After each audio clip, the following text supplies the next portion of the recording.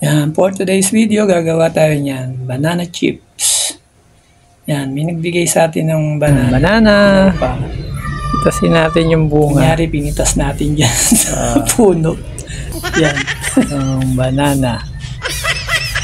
Yan yung banana in a pack. May bungang isa. Ang balatan natin yan.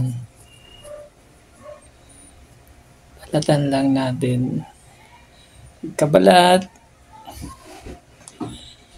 Atin tong gagamitan ng peeler. Pwede rin naman ang kutsilyo. Pero mas maganda peeler para manipis. Manipis yung kakalabasan ng hiwa ng ating banana. Saba po yan. Sabang saging. Yan. Dami na nating na gayat. Habang ginagayat natin yan, nagpapainit na tayo ng mantika. Bali 3 piraso yan pero 1 piraso lang din nakita ko. Yan, nainit na yung mantika. Lalagyan na natin yung banana strips na yung ginayat nating saging. Saging na saba. Konti lang yung mantika. Hindi na natin tinubog sa mantika. Kasi nagtitipid. Maluluto rin naman yan pero mas maganda kung nakalubog sa mantika. Ayan na yung ating banana chips. Ngayon ang apoy lang yan. O medium fire. Huwag nating lakasan kasi baka masunog. Ayan, medyo lumulutong na siya. Continuous nyo lang halu-haluin. Malutong na yan. Buburan natin yan ng asukal.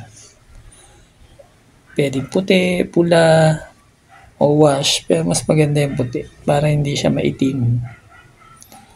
Tunawin lang naman yan para magkalasa. Konti lang, pero kung gusto nyo matamis, damihan nyo. So, mas maganda medyo lang. Kasi masarap yan kasabay ng kape. Ayan, maluluto na. Parang malutong na siya tingnan. After 2 minutes, yan, luto na yan. Huwag naman natin susunugin. Basta nakita nyo matigas na malutong, hanguin na natin. Yan, lagay lang natin yan sa tabi. Hayaan natin madrain siya. Mabawasan ng mantika. Lagay lang natin yan dyan sa tabi. May mga tunaw na asukal yun. Pwede natin yung kunin. Lagay natin dyan sa ibabaw. Kaya ihalo nyo yung iba para dumikit yung asukal na tunaw. Yan. Set aside lang natin dun sa kawali yan para tumulo yung mantika. Yan. Luto na yung ating banana chips. So, gawa rin kayo sa bahay nito para hindi nabibili. Yan na. Titikman na natin yan.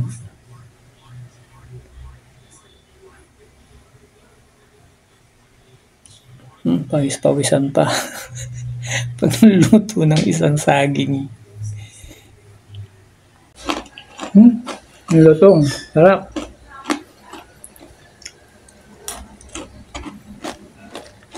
Kain tayo. Merienda banana chips. Sarap sa kape.